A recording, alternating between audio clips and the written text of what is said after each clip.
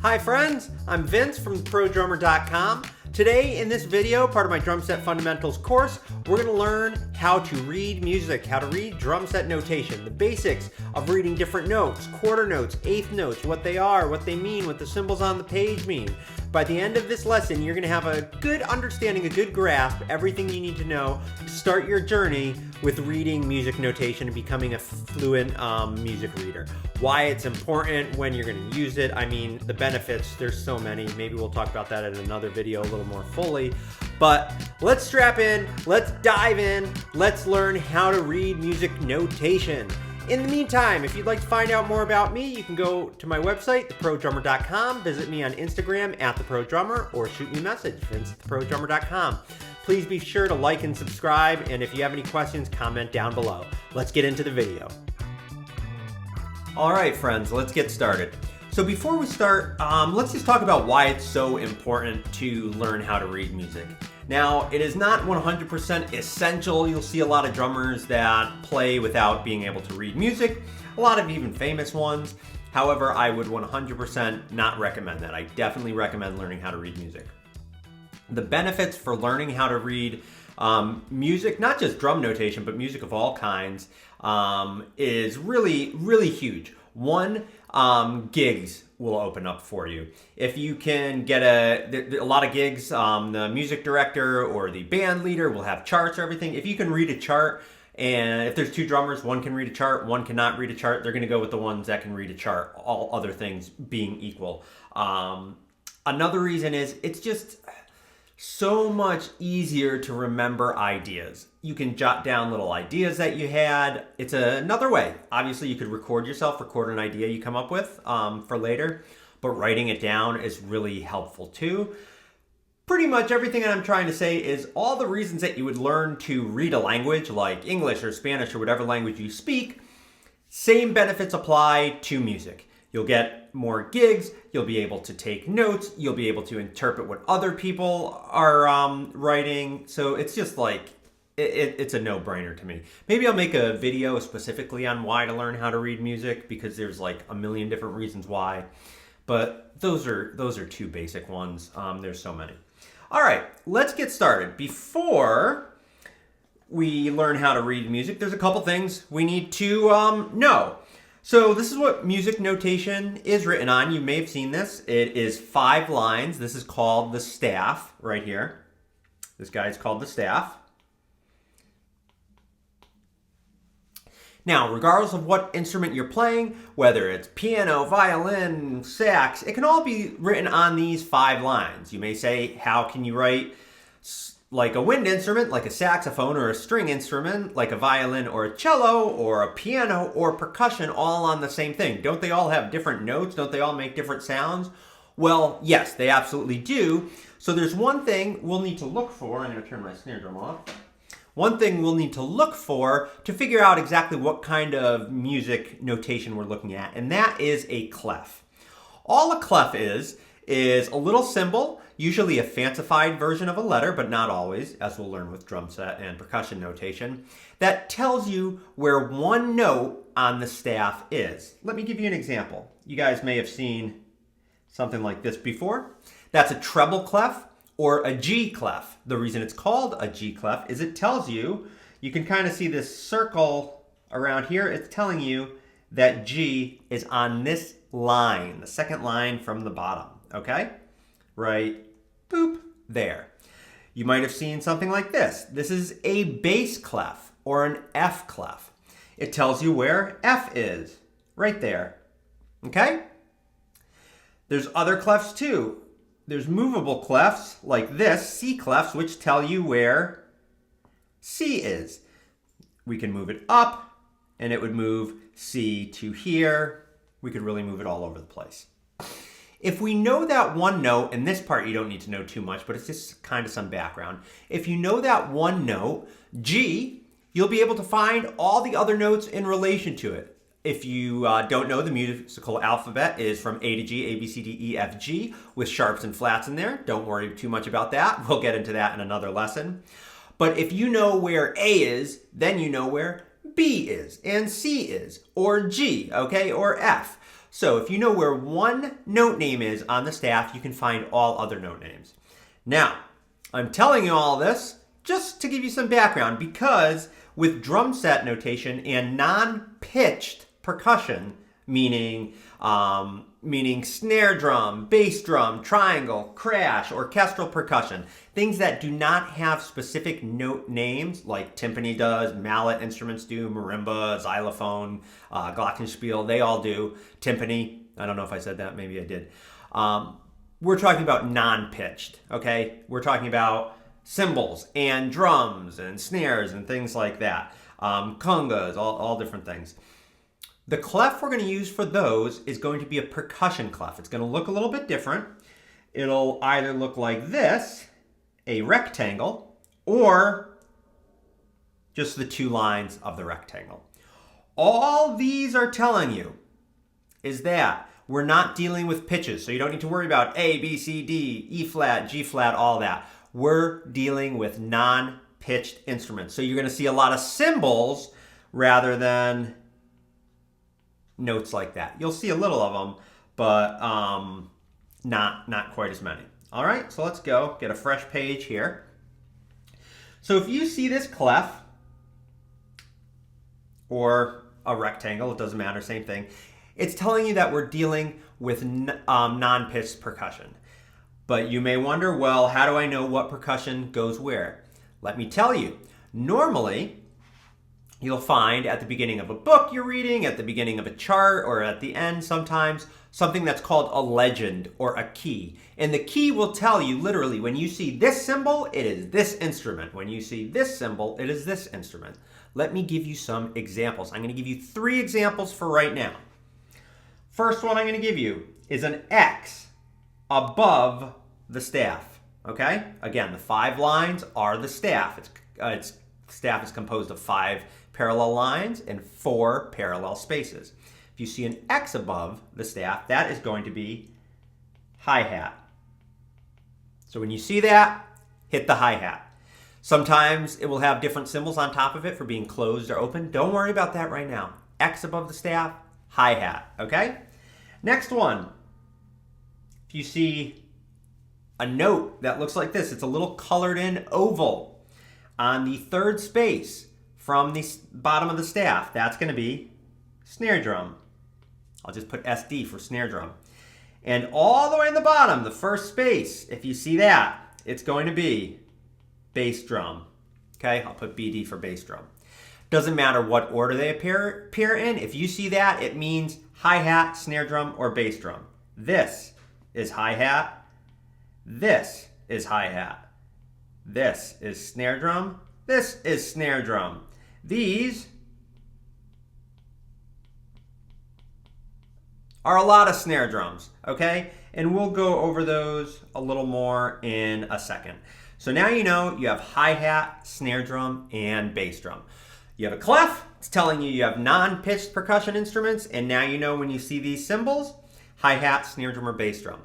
One thing I'd like to note, depending on where the music is written in the world, depending on who's writing it, from region to region, note heads, little symbols may look a little bit different. Everybody writes it a little bit different. Some people put bass drum down here, and I will at sometimes. Snare drum is usually there. Some people put hi-hat here. Some people put hi-hat here.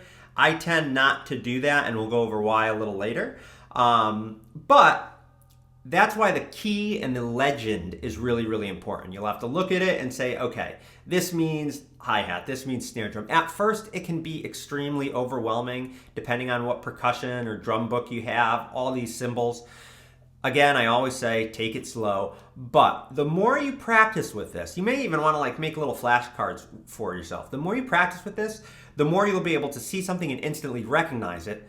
Furthermore, the more comfortable you will become. Once you learn these rules, the more comfortable you'll become with people changing the rules, putting hi-hat in a different space or bass drum in a different space. And depending on who's writing the charts, man, I've seen charts that are freaking don't make any sense at all, that are terrible, and ones that are really, the symbols are all in really logical places. That's just part of being a musician, a drummer. It's learning who's writing it, where these symbols are, what these symbols mean. So take that into account. All right. So Couple other things. So those are what the different symbols mean. We'll get back to that, but don't worry too much. A couple other things. If you see, I'll put the percussion clef there. If you see lines, these are called bar lines or measure lines. I'll just write bar lines. Okay? This tells you where one group of counting stops and one group of counting begins again. So this is the end of one measure and this is the beginning of another measure, okay?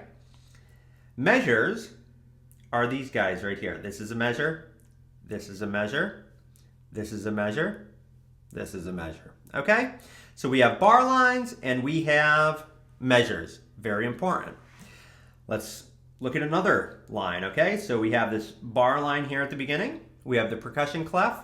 Now, how do we know what number we're gonna count to? I mean, sometimes we'll play in 4/4, sometimes in 3/4, meaning we'll count to 4, or meaning we'll count to 3. Sometimes we'll count to 7, sometimes we'll count to 5, we'll count to 11, 13, all different numbers. How do we know what number to count to? Well, that has to do with something really important, and that's called the time signature. The time signature will be right next to the clef. And this is going to be the same with all instruments. It doesn't matter if it's piano, percussion, drums, didgeridoo. I've never seen didgeridoo music, but I can guarantee that it has time signature in it if it's written. Okay, the time signature is going to have two numbers. Right now I'm going to show you the most common time signature, which you may have seen already. It is called 4/4. All right? This is important. This time signature is not a fraction. It's not a numerator and a denominator. I believe that's what it's called, thinking back to elementary school math. It's not a numerator and a denominator. That's not what it means. It's two separate numbers, but they relate to each other. I'm not going to go too in depth right now on this, but you do need to know a few things. The top number, we'll just put T for top. That's the number of beats in the measure or the number you'll count to. So I'll put number of beats in measure. Okay, the number you count to. So if it's 4/4, you're going to count to 4. 1, 2, 3, 4. 1, 2, 3, 4. 1, 2, 3, 4. There's 4 of those in a measure. We're counting to 4. The bottom number, I'll put B for bottom. That tells you what type of notes that top number is. Okay? So the top number means we're counting to 4. What type of notes are those? Those are each quarter notes in 4/4. So what type of note?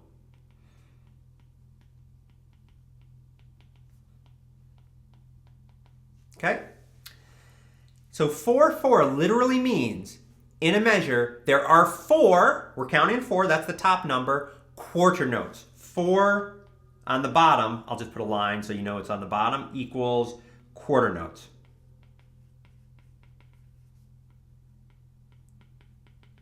Okay? The top number can be absolutely anything we want it to be. 7, 18, 42, 37, 6, 5, 1, doesn't matter. 4, the top number, can be any number you want. For right now, we're going to keep it whole numbers, but any number you want, okay? The bottom number cannot be any number you want. It means specific things. So 4 means a quarter note. 8 means eighth notes.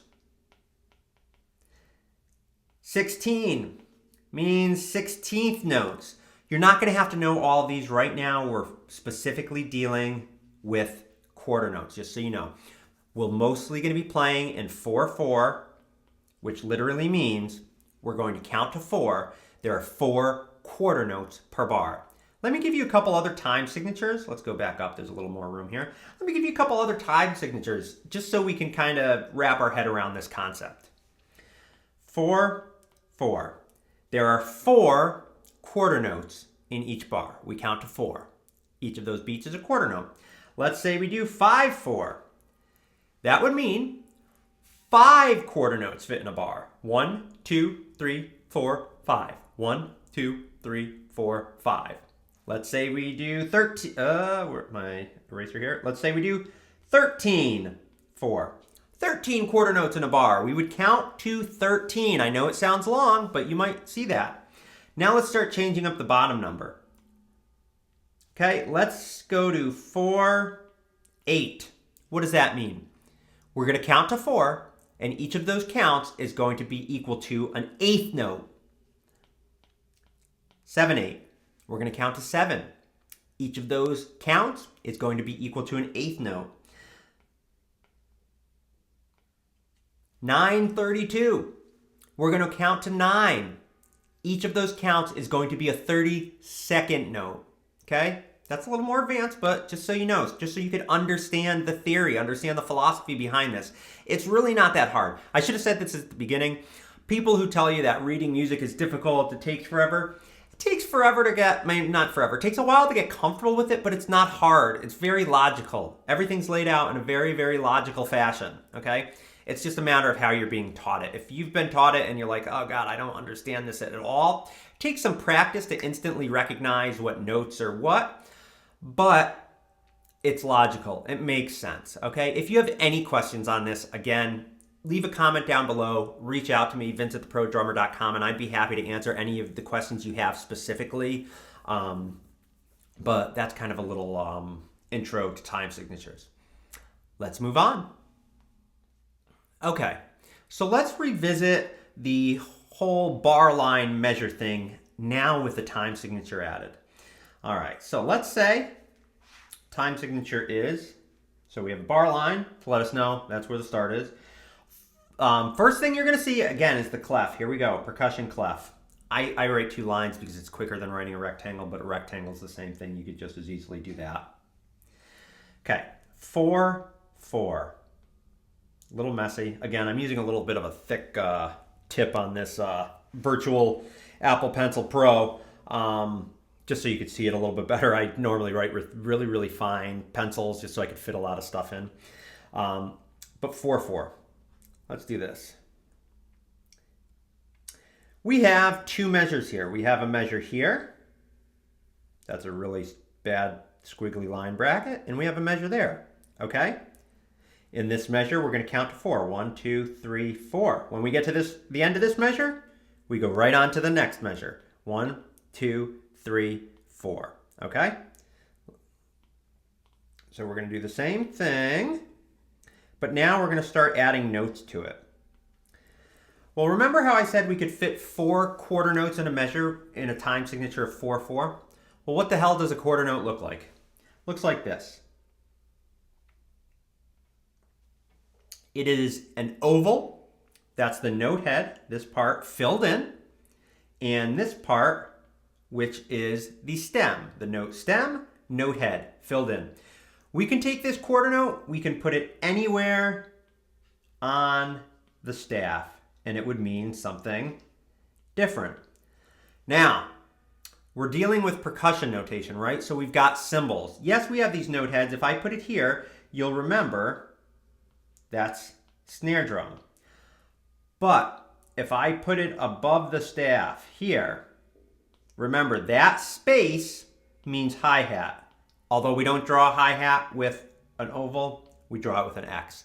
Here's a little tip. If you see X's, it's some type of cymbal. If you see note heads, it's some type of drum. That's how I write it. I found that is the most intuitive way to kind of write it. Sometimes with percussion instruments like cowbells and stuff, I'll use different symbols.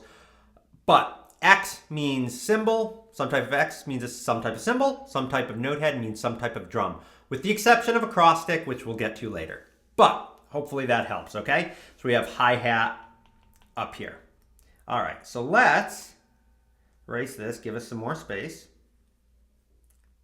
Again, a quarter note filled in note head. And I'm just gonna write all snare drum notes for now. Keep it really easy. All the rhythms I write are gonna be in snare drum space, okay? So there's one quarter note, that would be on beat 1. There's another quarter note, that would be on beat 2. Here would be another quarter note, that would be on beat 3. Here would be another quarter note, beat 4.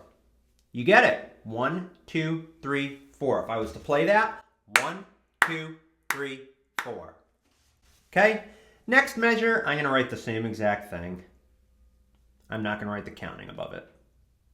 Okay, so now we have 1, 2, 3, 4, 1, 2, 3, 4.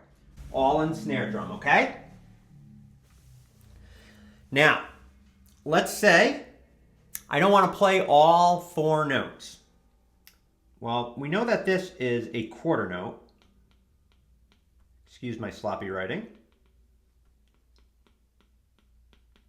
We can also put in the space of 1 quarter note this little squiggle guy, which is a quarter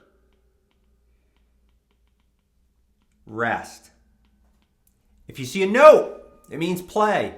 If you see a rest, it means do not play. Okay? So let me rewrite this here, but I'd like to add some rests.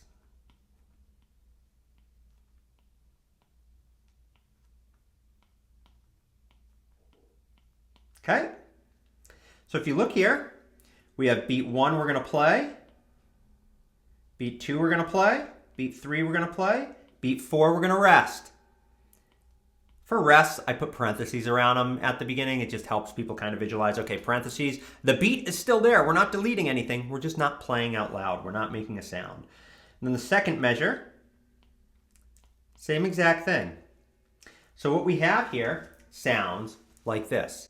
1, 2, 3, rest. 1, 2, 3, rest. Or 1, 2, 3, 4. 1, 2, 3, 4. Okay?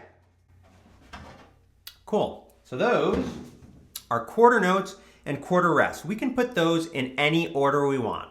In fact, in a second, what you're going to see 5 examples of quarter note and quarter rest rhythms, and I'm going to play them on the snare drum for you, okay?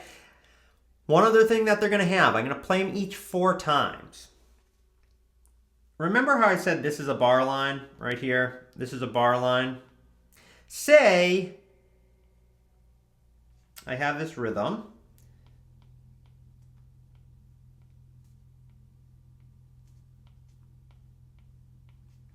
If I don't want to write the rhythm again here, if I don't want to have to write it again over and over and over again, there's a couple things I can do.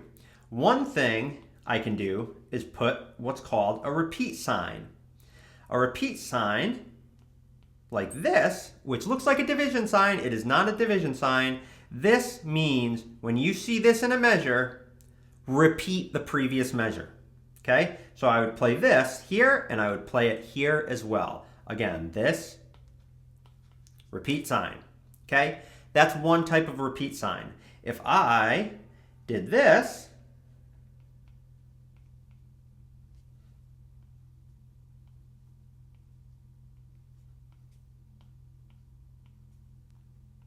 have my bar line. That's a double bar line. If I put 2 dots before it, facing left, that means repeat to the previous repeat sign. If there is no repeat sign, just means repeat back to the beginning, okay? So this really literally means play it once and then repeat it and play it again, okay? So the reason I'm telling you that is we don't want to have to write the same rhythm over and over and over and over again. Even if it's computerized or if we're writing it out longhand, we'll utilize repeat signs. Again, this means repeat the previous measure. This means repeat to the previous repeat sign. It doesn't matter how many measures there are. So the reason I'm telling you that is you're going to see 5 rhythms that I'm going to play on the snare drum for you. They're going to have repeat signs at the end. So I'm repeating the bar, and I'm just going to repeat them each like 4 times so you can hear them. I'll do a couple times with counting, a couple times without. Here we go. So I'll play these all for you on the snare drum. I'll repeat them each 4 times, and I'll count a couple times with each of them. Here we go.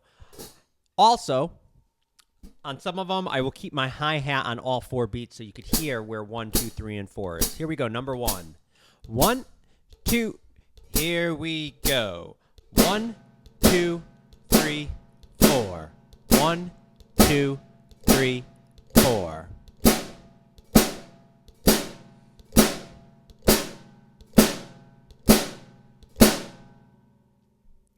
Number 2.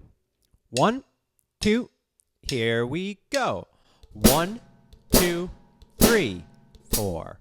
1, 2, 3, 4.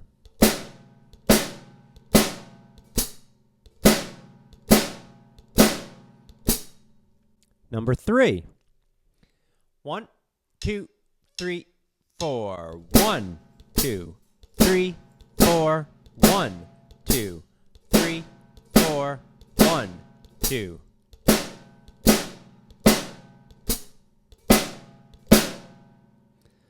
Make sure you're counting along with these and playing along, okay? Go back. If you haven't started doing that, count along, play along. Here we go. Number 4. We'll go a little faster. 1, 2, 3, 4. 1, 2, 3, 4. 1, 2, 3, 4.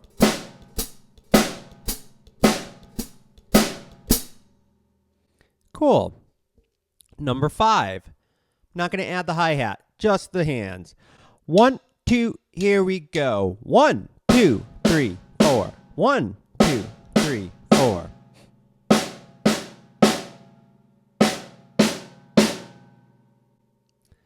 Note that all of these, instead of saying the beat where the rest is, instead of saying 1, 2, 3, or 4 where that rest is, you can say rest. Let's go back to number 2. And I'll play that for you, but instead of saying 4 where there's a rest, I'm going to vocalize rest. This might be really helpful in the beginning to get comfortable with where rests are and notes. Here we go. Number 2, saying rest. 1, 2, 3, 4. 1, 2, 3. Rest. 1, 2, 3. Rest. 1, 2. I'd just like to take a quick minute to thank you for watching this videos and some of the other videos that I've put out. If you find this content useful, helpful, or informational, please subscribe to this channel and share it with a friend. That helps me more than you could know. Seeing as how this is basically a brand new channel, I'm just starting to put up educational content. The more you like, the more you subscribe, and the more you comment down below, the more that will help me. Thank you so much. And as always, if you need any one-on-one instruction, feel free to reach out. Let's get back to the video. So those are quarter notes, okay? Now, let's learn eighth notes, okay? Eighth notes are going to be pretty similar. Remember, we are in 4/4, which means 4 quarter notes fit in a measure. Well, even though we're in 4/4, we don't just need to play quarter notes, okay? In the space of 1 quarter note, again, a quarter note looks with a filled-in note head with a stem. We can also fit 2 of another type of note. And that note that I'm speaking about are eighth notes, okay? This is what an eighth note looks like. Filled in note head, stem, and then a little squiggle off of it, which is called a flag. It has 1 flag, okay? We can fit 8 eighth notes in a bar of 4/4. Why? If we could fit 4 quarter notes, that's our unit of measure there, for lack of a better term, 4 quarter notes, and each of those quarter notes can hold 2 eighth notes, 1, 2, 3, 4, 5, 6, 7, 8. That's why it's 8. So let me write a bar of 4 quarter notes, and when I say bar, measure, remember it's the same thing, 1, 2, 3, 4, and then the next measure, I'm going to put 8 eighth notes.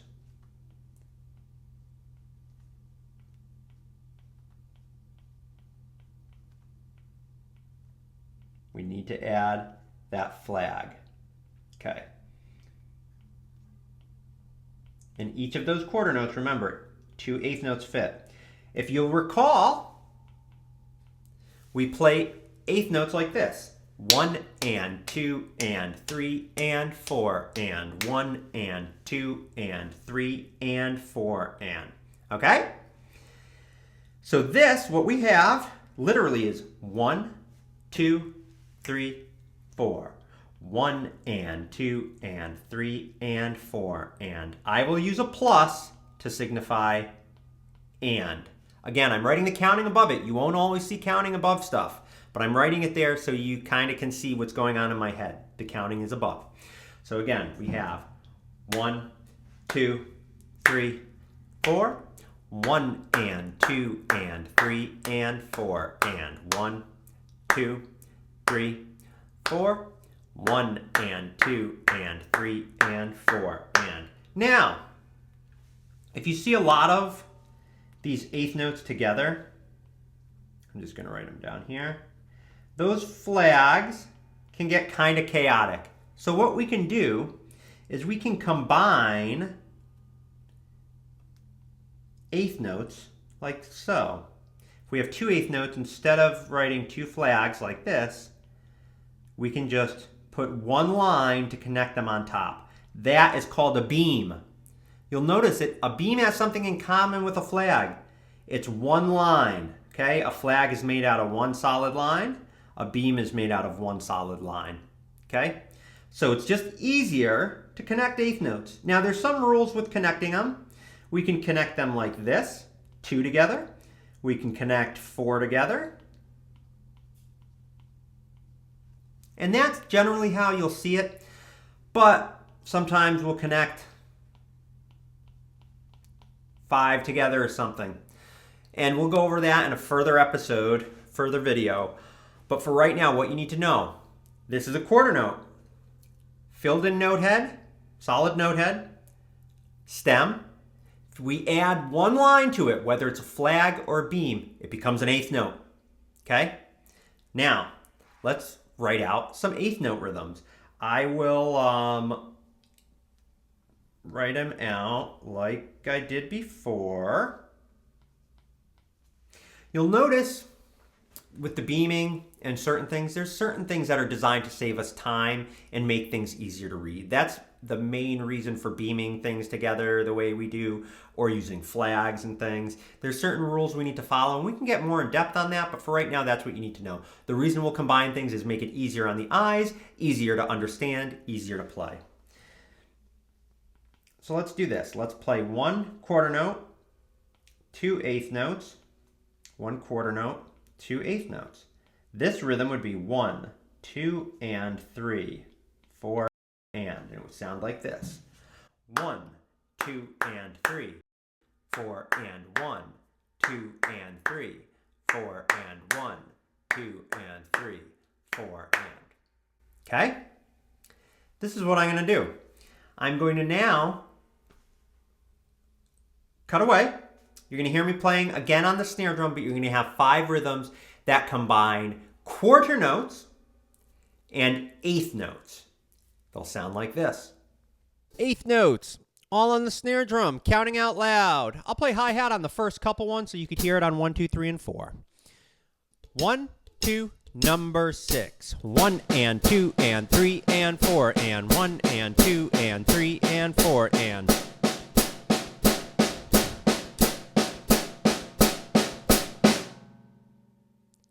Number 7, a little slower. 1, 2, 3, 4. 1 and 2, 3 and 4. 1 and 2, 3 and 4.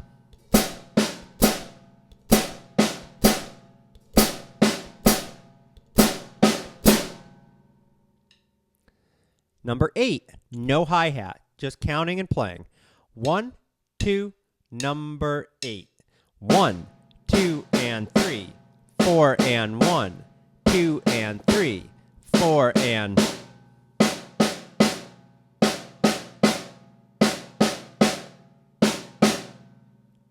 Number 9. 1, 2, here we go.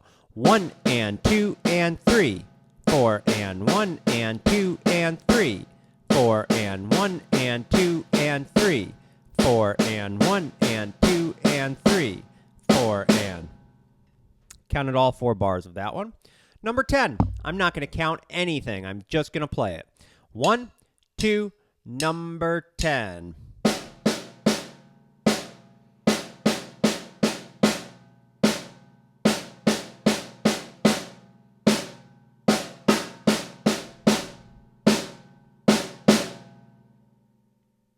Try them at different speeds, slow, first. Make sure you're counting out loud. So you've heard some rhythms with quarter notes and with eighth notes. Let's say we don't want to play all the eighth notes, okay? Let's learn what an eighth rest is, okay? So again, we've got, don't know what I did. We've got quarter notes. Quarter, that was a really bad quarter rest. We're going to rewrite that because that's so bad. Okay, quarter rest. This is one beat. This is one beat. We have eighth notes, either a single eighth note, which is 0.5 beats or a half a beat. Or if we put two eighth notes together, those together would be one beat. Well, what's an eighth note rest? An eighth note rest will look like this. It's a slash with one flag. Now, I'm going to write it a little bigger. If you see it computerized, the notation may look a little bit different. It'll have a little circle there. That's technically correct. When we're handwriting it, I just do a slash with one flag there, okay? So, this is a rest that is equal to half a beat. Same thing as an eighth note. So say from this rhythm up here, the top rhythm, I don't want to play every eighth note. I just want to play the off beats, the beats that are on the ands. Well, I'm going to have to use some rests. So I'm going to erase this, this, this, this. Now, since these eighth notes are on their own, they're going to have a flag rather than a beam because they're not connected to anything. But now we need to put something in the space of 1, 2, 3, and 4 that lasts an eighth note. Well, the rest that we'll choose is the eighth rest. Now we have 1 and 2 and 3 and 4 and 1 and 2 and 3 and 4 and. So what we're going to do now, in the next page, you're going to have a combination of all the notes we've learned so far. Quarter notes, quarter rests, eighth notes, and eighth rests as rhythms only. And then in a second, we're going to apply it to the drum set. Here we go. All right, now we're getting into the fun part. We're adding rests. We've got some quarter note rests and some eighth note rests. Sounds like this. Number 11.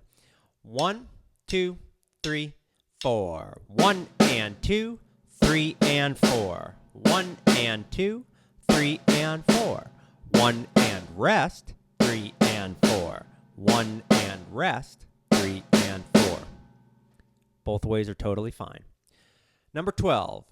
1, 2, 3, 4. 1, 2, 3 and 4 and 1, 2, 3 and 4 and 1, 2, 3 and 4 and 1, 2, 3 and 4 and.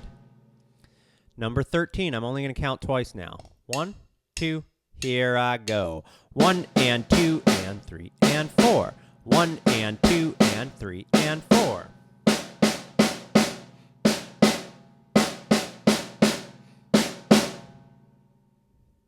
Number 14. 1, 2, 3, 4. 1 and 2, 3 and 4. 1 and rest, 3 and rest.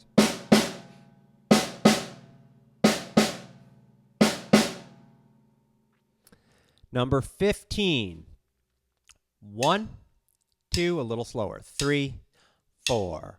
Rest and 2 and rest and 4. Rest and 2 and rest and 4. Count 1 and 2 and 3 and 4. 1 and 2 and 3 and 4. Keep going.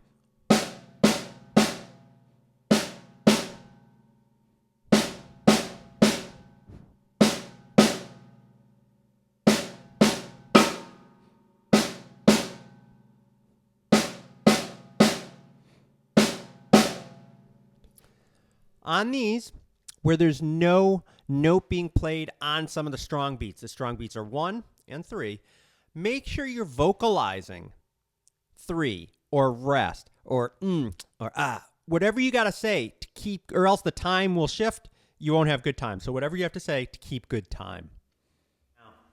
Let's apply everything we just learned to not just the snare drum, but other drums on the drum set.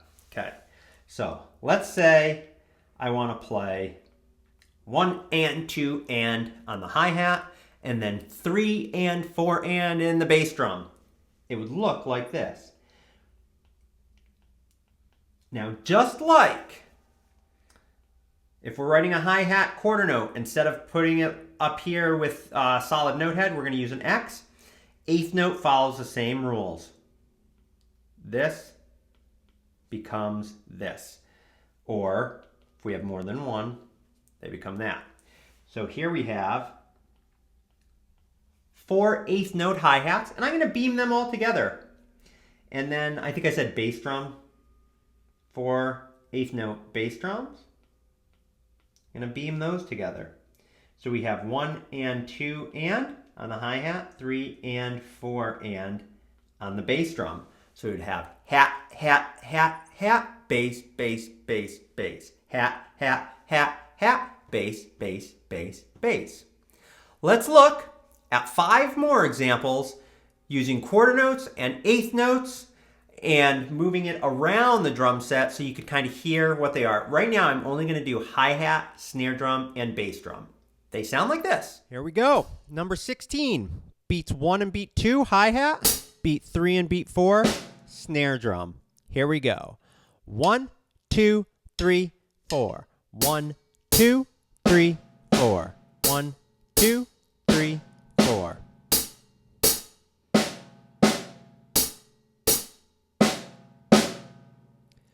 Notice, in all of this notation, it's not telling you what hand to hit with, right? It's not saying right, right, left, left, or left, left, right, right, or right, left, or left, right, anything. It's not telling you what hand to hit the instrument with. The more you play, the more comfortable you'll get with kind of understanding, okay, I should hit with my right hand or my left hand, or this makes sense for you. There, I just played it right, left, right, left, right, left, right, left, because I have time to move between the instruments, okay? Keep that in mind. Number 17. We've got hi-hat and bass drum in this one. Here we go, 17. 1, 2, 3, 4. 1 and 2, 3 and 4. 1 and 2, 3 and 4.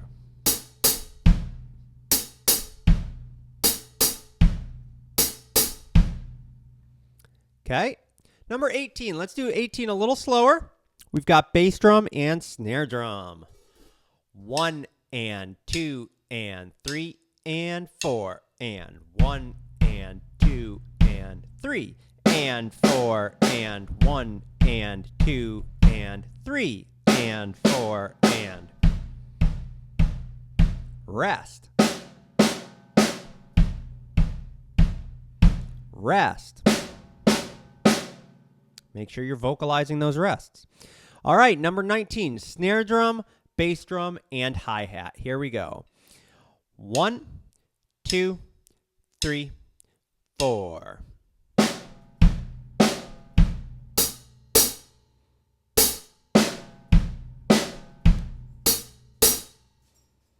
One and 2 and 3 and 4 and 1 and 2 and 3 and 4 and.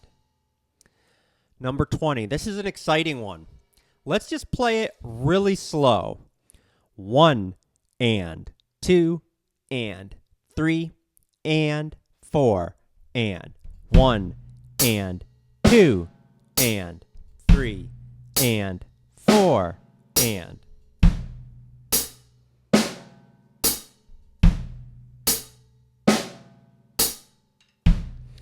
Okay, you might notice bass drum's on 1 and 3, snare drum's on 2 and 4, so it's kind of a groove. Well, it is a groove. Let's speed it up a little more. But the hi-hat pattern, you can think of it like this. This is the bass drum, snare drum pattern.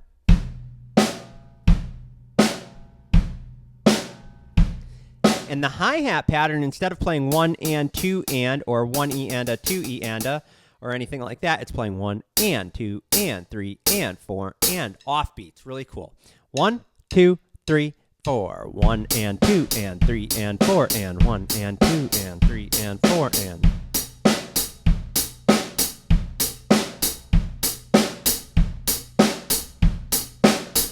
Little faster. 1, 2, 3, 4.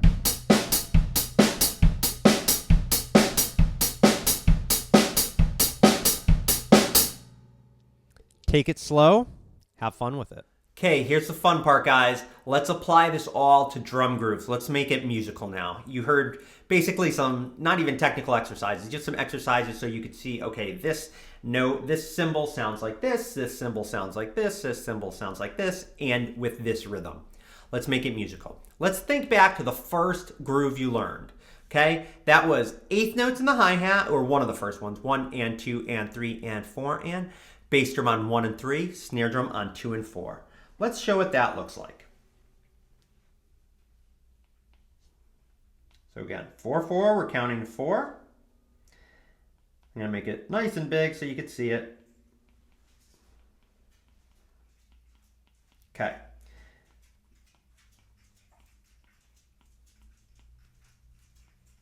So we have 1 and 2 and 3 and 4 and. Right now, this is just the hi-hat playing 1 and 2 and 3 and 4 and repeating. We also want a bass drum on 1 and 3. Well, what we're going to do is just extend this line and add a bass drum to the bass drum space. We're going to do the same with beat 3. Okay? Now we have hi-hat on all eighth notes and bass drum on 1 and 3. Let's add snare drum on 2 and 4.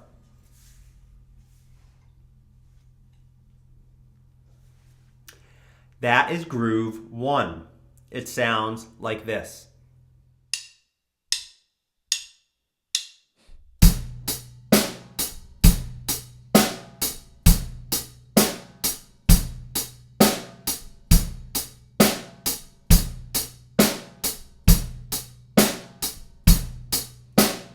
One and 2 and 3 and 4 and 1 and 2 and 3 and 4 and.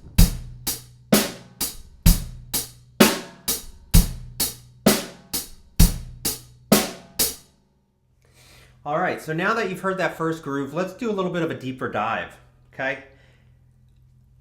Now what you're gonna hear is groove number 2. I kept groove 1 at the top so you could see it.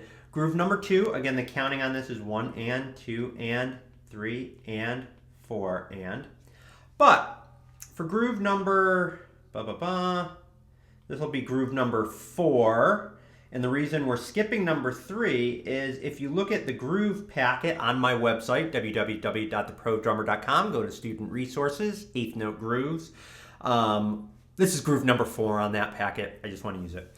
All right, so you'll notice groove number 1 and 2, they both have repeat signs at the end of the measure, which means repeat that measure over again. Here, I'm not going to put a repeat sign there. What I'm going to do is put a repeat sign here, which literally means repeat the previous measure.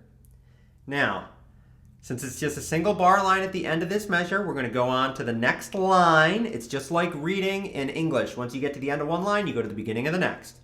Since it's a new line, but it's still attached kind of the first page, I don't need to write the time signature again. You should write the clef again, but that's not always written, and sometimes even I'll leave it out. But I'm writing the clef again, the percussion clef. And I'm going to put a repeat sign here again. This means repeat the previous measure. Since the previous measure is a repeat sign, we're just repeating the previous measure that was written, okay? Previous written measure. This one is a repeat sign. So we're repeating the first measure once. We're playing it once. We're repeating it again. So this is measure 1. This is measure 2. This is measure 3. Now measure 4.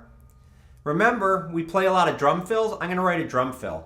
So the drum fill I'm going to write is going to be one of the first ones we did on 1 in the and 1 snare drum. Then high tom, I write that in this 4th space. And then we're going to write middle tom. I write this on the 3rd line. Don't worry about memorizing this all now. I'm just showing you this so you have an idea of what's coming next. And then 4 and floor tom. And then at the end, I'm going to have this double bar line and those 2 dots, which means repeat. Now this time the repeat sign doesn't mean just repeat the previous measure. It means repeat to the previous repeat sign, meaning 2 lines and 2 dots.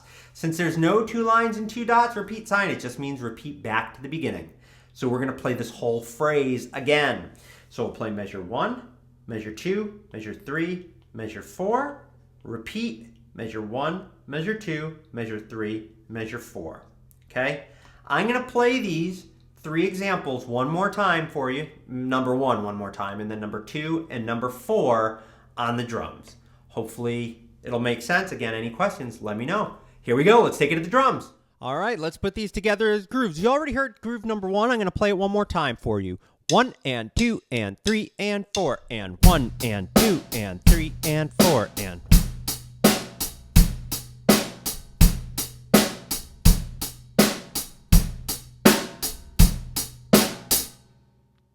Number 2. Now we have a bass drum on 1, 3, and the and of 3. You've already learned how to play this groove.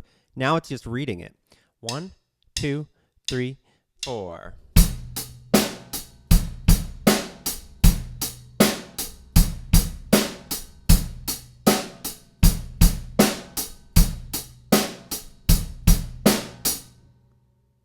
Number 4. First, let's play this each measure one by one. The first measure sounds like this. 1 and 2 and 3 and 4 and. The second measure, repeat the first, same thing. 1 and 2 and 3 and 4 and.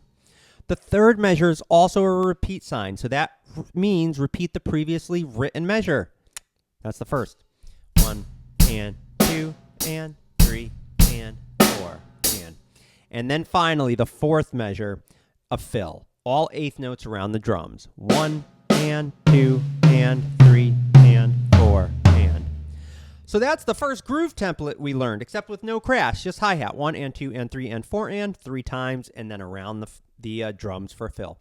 Let me play that a couple times with you. Make sure you're counting along, playing along. 1, 2, 3, 4.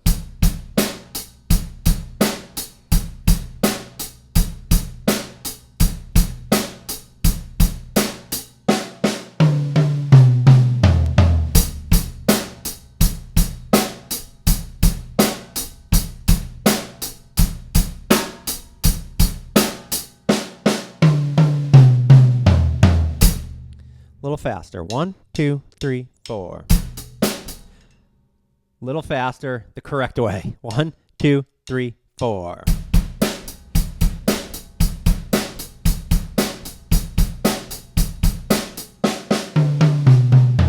One and 2 and 3 and 4 and 1 and. Let me do that again. A little faster. Repeat it a few times. 1, 2, 3.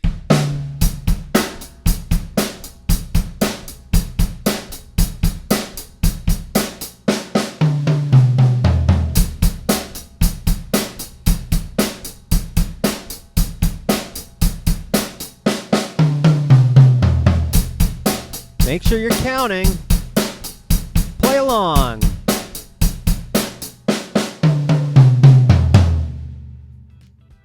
Cool. Well, there you have it, guys. Your first step into reading drum set and percussion notation. Hopefully that was helpful for you. Remember, all the grooves that we've gone over are on my website. So if you go to my website, www.theprodrummer.com, click on Student Resources, there'll be a bunch of PDFs that you can download for free. It'll be grooves, fills, groove templates, histories, things like that. Feel free to go there, check them out, download them, use them as much as you can, and play along. If you have any questions, please feel free to reach out to me. As always, if you'd like more personalized one-on-one instruction, I'm happy to teach you live via Zoom, or if you're in the New York area, that would work too. Feel free to reach out to me, Vince@theprodrummer.com or The Pro Drummer on Instagram. Until next time, make some freaking noise, play some drums, and I'll see you in part 2.